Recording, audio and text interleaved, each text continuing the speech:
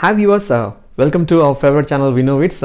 After long time తర్వాత మళ్ళీ నేను మీ ముందుకు వచ్చాను. అండ్ ఈరోజు ఈ పాటికి తమిళలో మీరు చూసే ఉంటారు, sound bar versus home theatre. And ఇది ఎందుకు చేస్తున్నానంటే, ఇప్పుడు ప్రీవియస్గా నేను ఒక 3 months back sound Barhni by చేశాను కదా. సో ఒక 3 months నేను కంప్లీట్ యూస్ చేసిన తర్వాత ఈ సౌండ్ బార్లో నేను అంటే సౌండ్ బార్కి ముందు నేను 5.1 హోమ్ థియేటర్లో యూస్ చేశాను.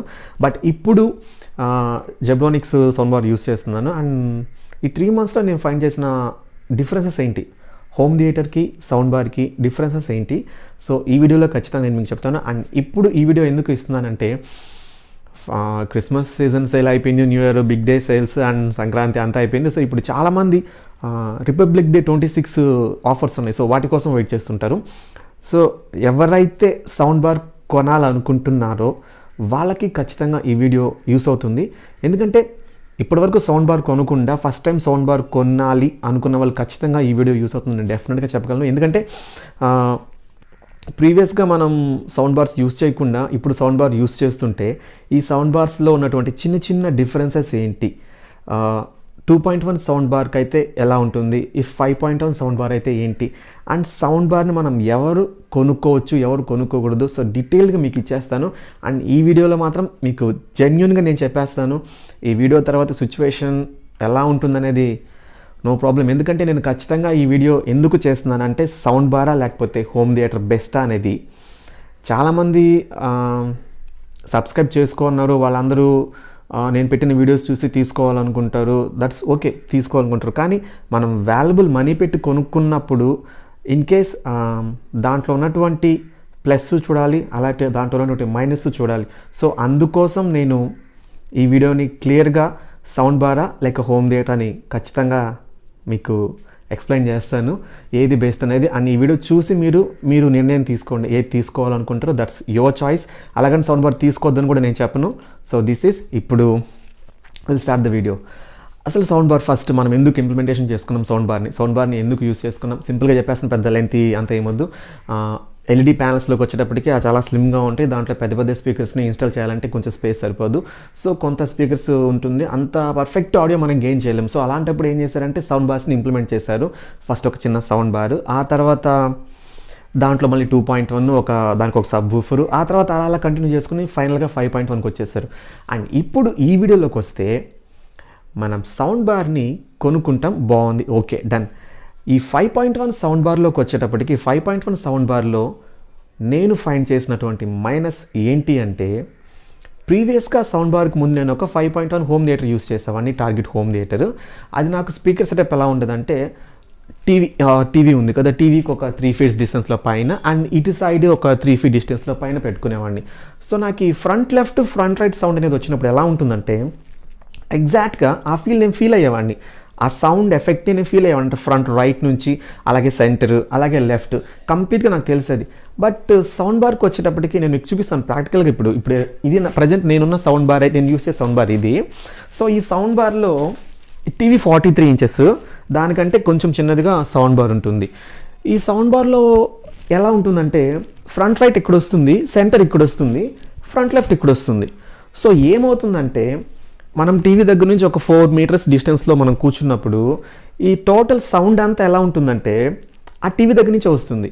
అంటే కరెక్ట్గా చెప్పాలంటే ఆ ఫ్రంట్ రైట్, ఆ సెంటర్, ఆ లెఫ్ట్ అనేది మనం ఎగ్జాక్ట్గా నేను రిసీవ్ చేసుకోలేకపోయాను. అంటే రిసీవ్ అవ్వలేదు కూడా, క్యాప్చర్ కాలేదు నాకు ఆ మ్యూజిక్, ఆ ఎఫెక్ట్ అనేది. ఎలా ఉంటుందంటే కంప్లీట్ నాకు టీవీ దగ్గర నుంచే వస్తుంది.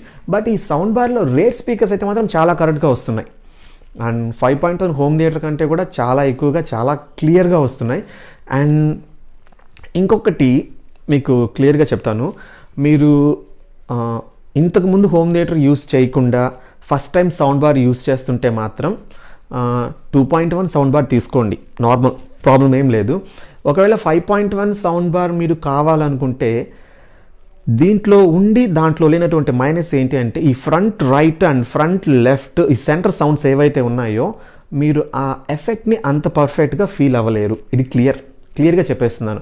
ఎందుకంటే నేను మీకు ఇప్పుడు చూపిస్తున్నాను, ఇది నా సౌండ్ బార్ జెబ్రోనిక్స్. ఇది front right centre left total నేను అక్కడ హాల్లో కూర్చొని చూస్తున్నప్పుడు నాకు ఆ సౌండ్ మొత్తం టోటల్గా టీవీ దగ్గరే వస్తుంది. అంటే ఫర్ ఎగ్జాంపుల్ ఫ్లైట్ మూవ్ అయినా కానీ లైక్ ఏదైనా కార్స్ మూవ్ అయినప్పుడు కానీ ఆ రైట్ లెఫ్ట్ సౌండ్స్ అన్నీ దగ్గరగా ఉన్నప్పుడు తెలుస్తుంది, కానీ కొంచెం బ్యాక్ వెళ్తే టోటల్ ఈ సౌండ్స్ అన్నీ కూడా ఎట్లా వస్తున్నాయంటే టీవీ దగ్గర నుంచే వస్తున్నాయి. సింపుల్గా చెప్పేస్తున్నాను అబ్బా, మీకు హోమ్ 5.1 హోమ్ థియేటర్ ఎఫెక్ట్స్ అయితే సౌండ్ బార్లో ఎక్స్పెక్ట్ చేయొద్దు. వస్తాయి, ఆ ఫ్రంట్ రైట్ ఫ్రంట్ లెఫ్ట్ని హోమ్ థియేటర్లో ఎక్స్పెక్ట్ చేసినంత సౌండ్ బార్లో ఎక్స్పెక్ట్ చేయబాకండి, ఓకేనా. And remaining rare front sounds ఉన్నాయి కదా, ఆ rare surround left surround right ఈ సౌండ్స్ అయితే మాత్రం చాలా క్లియర్గా వస్తాయి.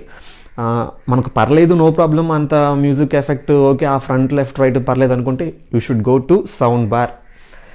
లేదు అండ్ ఇంకో విషయం కూడా మీకు ఇక్కడ చెప్తాను, మీరు ప్రాపర్గా కన్సీల్డ్ కేబులింగ్ అంతా చేసి పెట్టుకొని ఉంటే 5.1 వర్కౌట్ అవుతుంది. లేదనుకుంటే మీరు కేబులింగ్ కట్ చేసుకొని ఎక్స్టెన్షన్ వైర్లు వేసుకొని ఇవంతా వాళ్ళు మనకు ఒక 6 మీటర్స్ 7 మీటర్స్ కేబుల్స్ ఇస్తారు. మనకు టీవీ దగ్గర నుంచి కంప్లీట్ ఇటు అడ్డంగా ఇటు వేసుకొని చేసుకోలేము.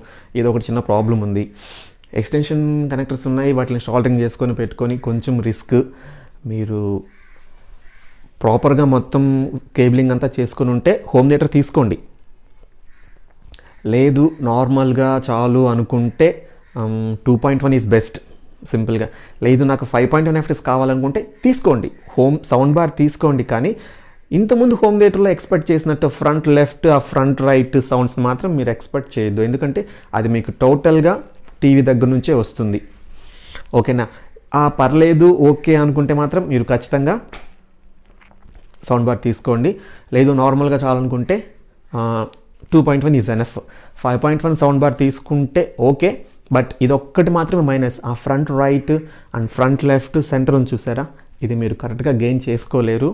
నేను మళ్ళీ చెప్తున్నాను, మీరు దట్స్ యువర్ చాయిస్ అనమాట. ఎందుకంటే నేను వీడియో చూసి ఓకే, ఎందుకంటే ఖచ్చితంగా చెప్తున్నాను, నా వీడియోలు మీరు చూసుంటారు ప్రీవియస్గా, వాటిని చూసుకొని మీరు కొనుక్కొని మళ్ళీ అరే ఏంటి ఇలా జరిగింది అని చెప్పి అనుకోవద్దు. నేను యూస్ చేశాను కాబట్టి మీకు క్లియర్గా చెప్తున్నాను.